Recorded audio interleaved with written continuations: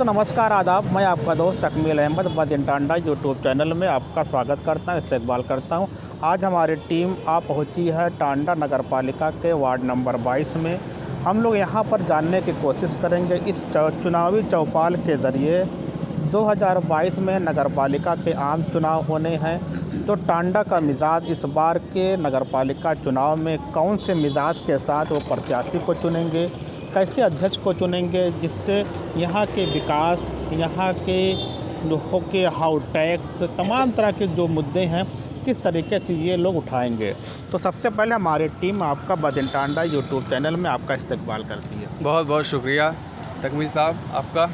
तो ये हमको ये बात करना है कि इस बार 2022 का चुनाव होने जा रहा है, तो आपको किस तरीके का प्रत्याशी चाहिए टांडा के चेयरमैनी के लिए? प्रत्याशी तो कहने के लिए तो चाहिए ईमानदार, जो पाना नामुमकिन है।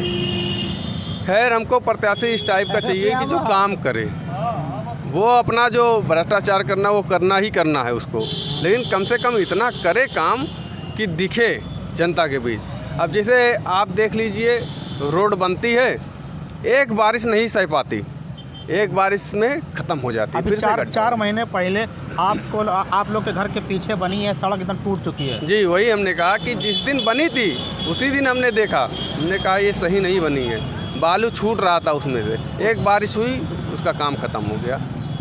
तो इस बार की यहाँ पे कि आम लोगों का मिजाज क्या है, क्या ये सबसे बड़ा जो चौपाल के ज़रिए हम लोग को मालूम हो रहा है, तो कह रहे दो चीज़ की लड़ाई समझ लो कि लोग बात कर रहे हैं, कह रहे हैं समाजवादी सिंबल की और आज़ाद की। तो क्या आप लोग को क्या लगता है कि सिंबल से क्या चीज़ें होंगी, कुछ होगा? देखिए, लगभग 7 से 8 लोगों ने सिंबल पे अपना चेहरा दिखाया है प्रत्याशी के लिए, और हमें ऐसा नहीं लगता कि जो चेहरे हैं वो निर्दल लड़ पाएंगे। तभी उन्होंने साइकिल का सहारा लिया, चुनाव चिन्ह का सहारा लिया। तो मैं आम नागरिक के नाते मैं यही चाहूँगा कि निर्दल आदमी आए, जो किसी दल का ना हो, ताकि उसको काम करने में आसानियाँ हों। अगर कोई दल का आता है, मान लीजिए समाजवादी से या बसपा से या कांग्रेस से आ जाता है और मौजूदा सरकार भाजपा की है, तो मेरे हिसाब से उसका इतना लाभ हम लोग नहीं उठा पाएंगे। अपोजिशन का असर रहेगा। जी जी, बिल्कुल बिल्कुल। तो आपका नाम क्या है? मेरा अहमद अंसारी। तो अंसारी साहब, ये बताइए आपको क्या, आप तो बहुत दिनों तक चुनाव देखते आए होंगे, तो इस बार 2022 के नगर पालिका के आम चुनाव में किस तरीके के प्रत्याशी आप लोग चाहते हैं? देखिए, बात वही आती है, आदमी तो हर आदमी यही कहेगा कि हमको ईमानदार चाहिए, लेकिन जब मौका आता है तो आप लोगों ने जी पूरी ज़िंदगी में, अगर वो 1995 से आज़रा से लिया जाए, अभी तक ईमानदार ही चुना है। हाँ सर, दुरुस्त है आपकी बात। लेकिन वो ईमानदार थे कि नहीं थे वो तो भूतकाल की बात है, माजी की बात है। तो अब क्या लगता है कि कैसा आएगा और आप लोग क्या चाहते हैं उनसे? तो ये बात वही फिर मैं कहने जा रहा हूँ कि आदमी तो चाहता है कि ईमानदार आए, लेकिन सब कुछ देखते हुए भी पता नहीं क्यों उसका जो है वो आकर्षण, हिंदी में कह लीजिए, वो उसी तरफ जाता है कि फला आदमी। अभी चाहे ये हो कि हम एक ही पार्टी से, यहाँ जो चुनाव होता है वो आमतौर पर चुनाव कोई भी हो, वो संसदीय चुनाव हो, चाहे विधानसभा का हो, और चाहे नगर क्षेत्र का हो, जबकि हमको एक ऐसा मौका मिलता है कि हम जो क्षेत्रीय चुनाव होता है पालिका का, उसमें हम एक बेहतर आदमी को चुन सकते हैं। मतलब पार्टी की विचारधारा से ऊपर उठकर चुन सकते हैं, और अगर अच्छा वो साबित होता है तो हम उसको विधायक भी बना सकते हैं, अच्छा साबित हुआ तो उसको सांसद बना सकते हैं। लेकिन ये उसका प्राइमरी मामला होता है कि हम उसको पहले यहाँ उसको आजमाएँ पालिका चुनाव में। जबकि मेरी एक राय है, हो सकता है आम लोगों को सहमत न हो, कि मैं तो चाहता हूं कि पहले उस आदमी को चुना जाए जो सभापति रह चुका हो। अच्छा, ताकि कुछ कार्रवाइयों को पालिका की, हाँ, नगर पालिका में एक बड़ी समस्या ये है, जो अध्यक्ष होते हैं वो अध्यक्ष और जो 25 वार्ड के मेंबर होते हैं, इसमें बनती नहीं है। ये गुटबाजी होती है और जिससे हाउस चल नहीं पाता है, इससे भी विकास कहीं ना बाधित होता है। आपने ये बात अच्छी कही। तो मैं चाहता हूँ कि एक बार का सभापति चुना हुआ कम से कम वो पालिका की कार्रवाइयों को समझे। जी। आप अचानक ले जाके बैठा देते हैं, वो कुछ समझ नहीं पाता। एक सभापति होता कहता मैं 5 साल बीत गया, मैं कार्रवाई समझ नहीं पाया, अब मुझको जिताओ ताकि मैं कुछ कर सकूँ। तो जो एक पालिका की सभापति सीट पर कुछ नहीं समझ पाता, उसे आप अचानक ले जाके अध्यक्ष की कुर्सी पर बैठा देंगे तो कैसे समझ पाएगा। और बहरहाल इसमें चूँकि ये राजनीति है तो राजनीतिक आदमी होना चाहिए, पॉलिटिकल जाने वाला। आप कहीं से भी उठा के बैठा देंगे। इसीलिए यहाँ ये इतिहास रहा है आजरा से लेकर अभी तक कि कोई दोबारा चुना नहीं किया, क्योंकि वहाँ जाकर फेल हो जाता है। अच्छा, मुझे एक बात आगरा के बारे में कही, मैं हिमायत के मुखालिफ नहीं हूँ, नहीं आपको लेकिन उनके बारे में लोग ये कहते हैं कि वो आई तो उन्होंने एक नया रुख दिया, उन्होंने पैसा कैसे आए, तमाम तरीके की चीज़ें दी और विकास का एक दौर वहाँ से शुरू हुआ।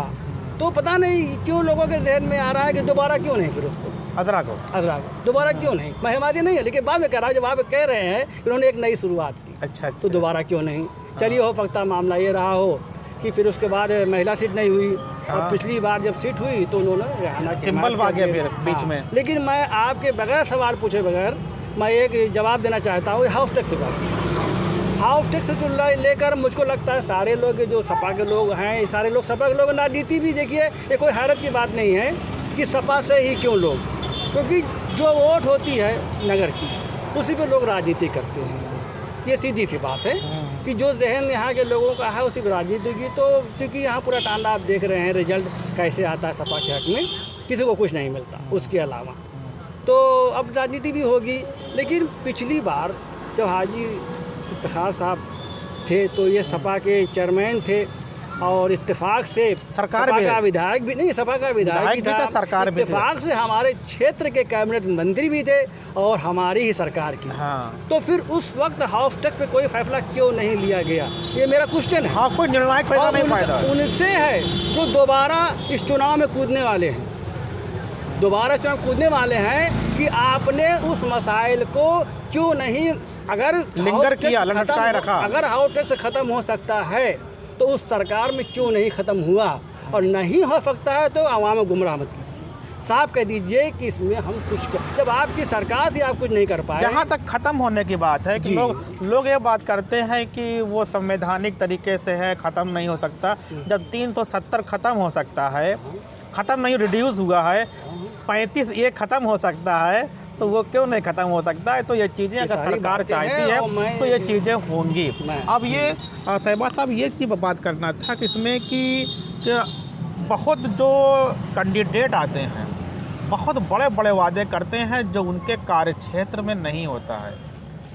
क्या जो नगरपालिका का अपना एक अधिकार होता है, जो उसके 15 से 18 बिंदु होते हैं, उस पर क्यों नहीं बात करते हैं। जैसे नाली का अच्छी होना चाहिए, सड़कें अच्छी होनी चाहिए, स्ट्रीट लाइट अच्छी होनी चाहिए हमको। और जुमे के दिन 11:30 बजे से लेकर 12 बजे तक पानी बंद हो जाता है। इस पे बात नहीं करते हैं, हवाई बात करते हैं। इस पे क्या अगर आप मान लीजिए कोई प्रत्याशी आता है तो आप लोग कैसे काउंटर करेंगे उनके? तकमील साहब, आपने बहुत बढ़िया सवाल किया कि जो प्रत्याशी बन करके हमारे सामने आते हैं वो वायदे जो है अपनी सीमा से पार के करते हैं, जो उनकी सीमा में आता ही नहीं। जब हमारे देश के प्रधानमंत्री जी 15-15 लाख की टोपी पहना सकते हैं सबको, तो क्या यहाँ के चेयरमैन पद के दावेदार नहीं कर सकते? बहरहाल उनकी बात छोड़िए, हम अपने यहाँ की बात करते हैं कि देखिए ऐसा नहीं होना चाहिए। वजह ये है कि यहाँ की आवाम भी नहीं जानती ना कि चेयरमैन के अंडर में क्या क्या आता है, क्या काम करवा सकता है। इसलिए उनको गुमराह करने के लिए माइक पे ज़ोर शोर से अच्छे वायदे कर लिए जाते हैं जो लुभावने वाले होते हैं। होना कुछ नहीं है, हमको वही मिलना है, रोड की लाइटें मिलनी है, रोड बढ़िया मिल जाए, पानी टाइम टू टाइम आता रहे। रोड बनने के बाद 1 महीने में नहीं, वो सालों में टूटे, जो उसका अपना एक स्टैंडर्ड है। क्योंकि पब्लिक भी वही कहना है कि पब्लिक को भी नहीं पता है ना कि क्या उनको चाहिए, चेयरमैन से क्या चाहिए होता है, मेंबर से क्या चाहिए होता है, विधायक से क्या चाहिए होता है, पब्लिक भी नहीं जान पाती। अगर किसी को टांडा के कितने बिंदु, टांडा नगरपालिका जितने बिंदु पर काम कर सकती है, हमारे डिस्क्रिप्शन बॉक्स में आपको उसके नोटिस मिल जाएगी, आप वहाँ से डाउनलोड कर सकते हैं। तो ये सारे मुद्दे हैं। तो अगर प्रत्याशी आता है तो आप लोग उनसे कैसे काउंटर करेंगे? वादे बहुत करेगा और यहाँ तक होता है कि जब वोट पड़नी होती है तो आखिरी दिन उसको बोलते हैं कि आज की जगह है, पॉलिटिकल जगह, उस पर बहुत सारे खर्चे होते हैं, लोग बहक जाते हैं, उस पर कैसे क्या करेंगे? अब कहना तो नहीं चाहिए। अब बताइए कि एक परिवार पे कुछ लोग लगाए रहते हैं कि हम उसी को वोट देंगे जो हमारे यहाँ 8 वोट है 4,000 रुपया देगा, क्योंकि उनको नहीं पता है ना कि चेयरमैन से हम क्या काम करवाएंगे। कुछ लोग कहते हैं 5-5 साल 10-10 साल हो जाता, हमें चेयरमैन से कोई काम ही नहीं पड़ता। तो वो सोचते हैं आज हमारे लिए जगह है, 4,000 5,000 जो भी मिल जाए उसी में हम काम चला लें। बहरहाल ये गलत है, इसकी इजाज़त मैं नहीं दूंगा। मैं यही चाहूँगा कि आप वोट आदमी को चुनिए, बढ़िया कैंडिडेट को चुनिए, जिससे आप कॉलर पकड़ के आधी रात काम करवा सकें। आप उस पर क्या कहेंगे कि चेयरमैन और सभासदों के मध्य बॉन्डिंग नहीं होती है, गुटबाजी होती है? आज बहुत, जब तक अजरा सुल्ताना थी उनको 1.5 साल के कार्यकाल में वहाँ भी गुटबाजी थी, अजरा के समय हमेशा गुटबाजी थी। अब जो कोई नेता आए उसको कैसे पूछेंगे आप लोग कैसे चलाएंगे हाउस? आपने बहुत बढ़िया सवाल किया है कि सभासद और चेयरमैन के बीच जो सामंजस्य बना होना चाहिए वो नहीं बन पाता। नहीं हो। अब मैं आपको बता दूं, एक पार्टी, कोई भी एक पार्टी में ऐसा नहीं है कि जहाँ पे गुटबाजी नहीं होती हो। तो आप बताइए कि 25 वार्ड के मेंबर और चेयरमैन के बीच कैसे सामंजस्य बना रहे? ये पॉसिबल नहीं है मेरे हिसाब से वो काम करना है। और रही हाउस टैक्स की मैं बात बता दूं, हाउस टैक्स में जिस चेयरमैन ने इसको पास किया, सिर्फ उनका ही नाम नहीं आना चाहिए, उस दौर के जो 25 वार्ड के मेंबर थे उनका भी नाम लिया जाना चाहिए। उसमें एक समिति बनी थी जी, उसमें 5 लोग थे, 5 समितियां हैं, समितियों को उसको हम उस पर फिर बात करेंगे। और अब बताइए, अब आखिर में बात किया जाए कि अब चुनाव होगा, आप पॉलिटिकल पार्टी से लगे हुए थे, आप ये पदाधिकारी थे, लेकिन मौजूदा पद आप उस पर नहीं है, लेकिन फिर भी आम जनता से क्या कहेंगे कि वो कैसे वोट करें? मैं आम जनता से यही कहना चाहूँगा कि साथियों, आपके बीच चोला ओढ़ करके तमाम प्रत्याशी आएंगे। कोई बन के मांगेगा मैं मुसलमान हूँ, मैं लोगों का मसीहा हूँ, मैं अंसारियों का, बुनकरों का नेता हूँ। कोई कुछ कहेगा, कोई कुछ कहेगा। आप लोग अपने दिमाग से सोचिए कि आपके बीच 5 साल कौन सा प्रत्याशी रहा है जो आपके मुद्दों पर लड़ा है। ख़ास तौर से जो भ्रष्ट अधिकारी हैं उनसे कौन लड़ा है, आप उसको चुनिए, ना कि दलाली करने वाले से। अंसारी साहब, आप बताइए कि आप आम जनता से और अपने मिलने जुलने वालों से क्या चाहते हैं, कैसे किसको चुनें? देखिए, मैं तो यही कहूँगा कि आएंगे तो सभी लगभग जो भी प्रत्याशी आएगा आपके मनपसंद पार्टी का ही आएगा, तो उसमें ही आप चुन लीजिए जो बेहतर हो। हाँ, अगर कोई प्रत्याशी आपके मुबारकपुर का है, जैसे कि अब्दुल महबूब साहब की होर्डिंग लगी हुई है, अगर आपको बेहतर लगता है तो आप ये ना देखिए कि वो हमारे टांडा के नहीं है, या जहाँ भी आप टांडा में वहाँ से लेकर जो पूरा चरमैनी क्षेत्र है उसमें आप चुनिए। आप ये भी ना चुनिए कि अब सिर्फ हमारा ये क्षेत्र जो है तो हम उसी में देखेंगे किसी को। तो आपकी मनपसंद पार्टी है, आपका निशान है, मगर यहाँ आपको बहरहाल एक ताकत खड़ी करनी है। यहाँ आप इसमें ना बहें कि हमारे क्षेत्र का हो, हमारे मोहल्ले का हो, हमारी पार्टी का हो, हमारे निशान का हो, ये नहीं है। यहाँ आप एक आदमी को ताकत देनी है और उस ताकत को आप आगे भी बढ़ा सकते हैं। तो मैं यही कहूँगा कि आपके सारे लोग आपके करीब के हैं, किसी को समझने की ज़रूरत नहीं आपको है कि आप वो कैसा है क्या है, ये नहीं, ये सारे लोग आपके बीच के हैं। और बहरहाल इससे आप निकलिए।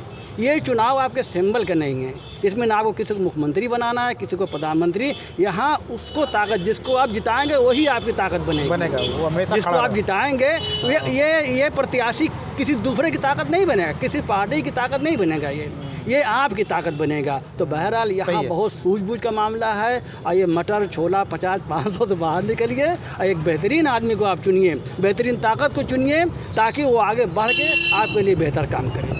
शुक्रिया। तो ये आज की चौपाल में हम दो लोगों ने बात किया, बहुत सारे लोग हैं। फिर उम्मीद करता हूँ आपको अगली चौपाल में फिर मिलते हैं एक नए सेगमेंट में नए टॉपिक के साथ। धन्यवाद।